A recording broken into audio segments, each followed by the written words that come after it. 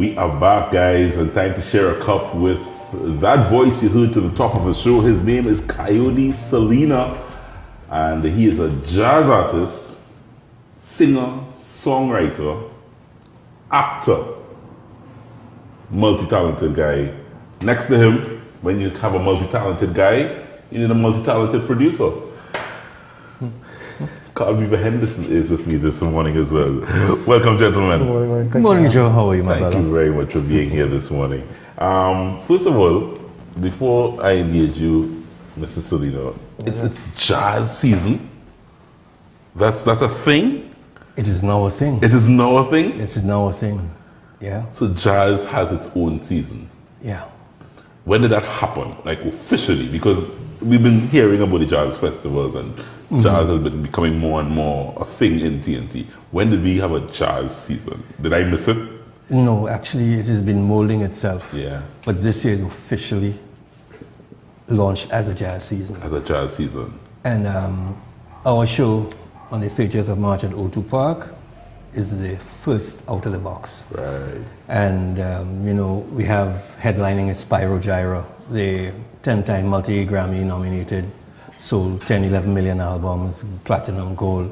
One of the biggest jazz groups of all times, for the first time on the shores of Trinidad. Spyro Gyra. Spyro Gyra. How did you get that? How did you make that happen, Mr. Henderson? I'm connected. Like you have a little rank around here. You have a little rank out there. Yeah, I'm connected a little bit. So fantastic. So that group is coming to TNT on March 30th. Yeah, definitely. And looking forward to that. The reason for that is I basically just up the game with the jazz because I've been doing it in Tobago for about 15 years. Right. So this is the first major one in Trinidad. So I was about to ask you that because I know every season you head to Tobago. Not heading to Tobago this year. No, I have to focus to build this one, start to build this one here. Okay. Tobago is taking care of itself. Right. They're on solid ground, so they take care of themselves. So developing in Trinidad. Because even through the years in Tobago, people have always asked, Beaver, why don't you do one in Trinidad? But it's hard to do out of the jazz season in open air because of the weather, number one. Right. And then, people get, different flavors at different times. I mean, I'll be expanding it, during the year, but mainly the jazz season, which has happened because all the shows tend to take place from this time.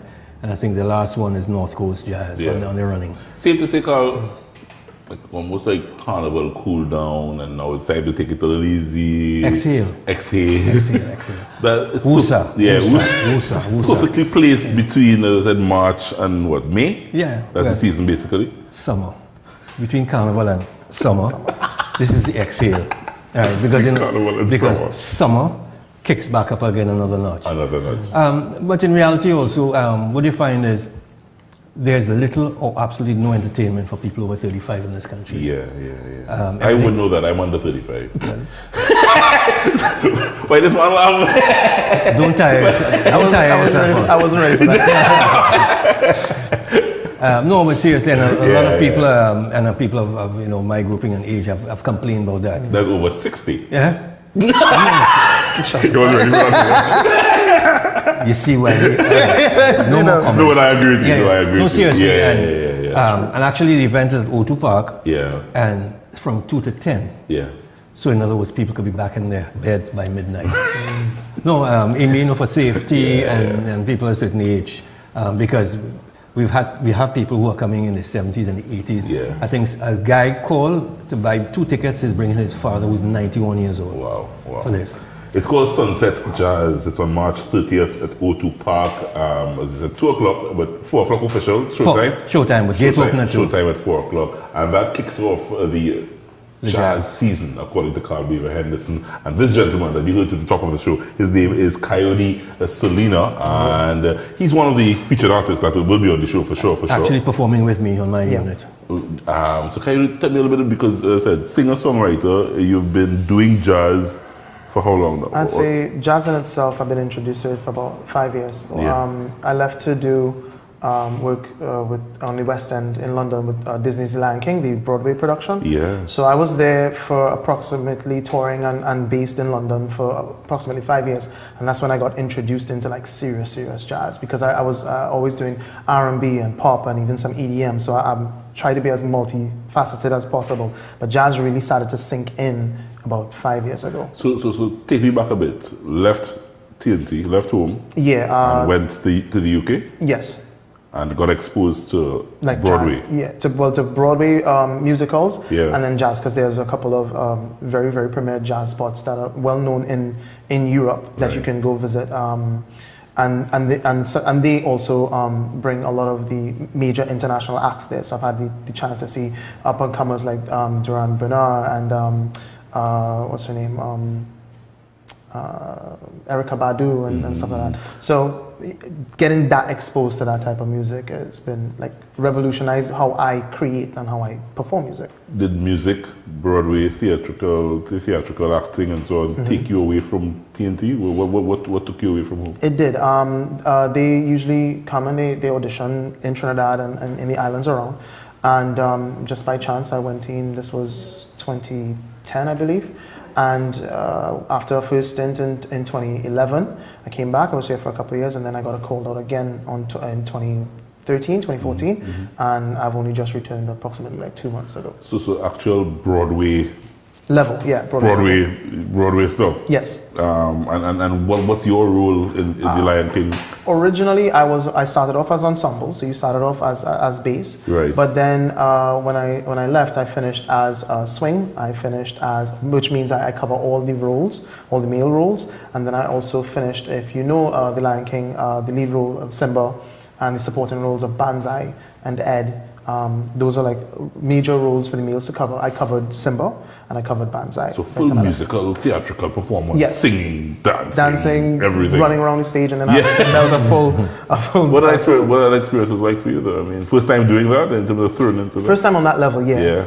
It was amazing and it was challenging. Like I literally had to get way out of my comfort zone in order to get that and be very, very much more aware of how my performances are being read, because it's so much more minute details and especially and also more focus on your vocals, because when you sing most of the time, it's really followed by a lot of exercise, a lot of work, physical work that you're doing. So you need to be in tip-top shape to be able to do that. I have a whole newfound respect for people who do Broadway and musicals movement and singing and at the same time. It takes ridiculous lung capacity.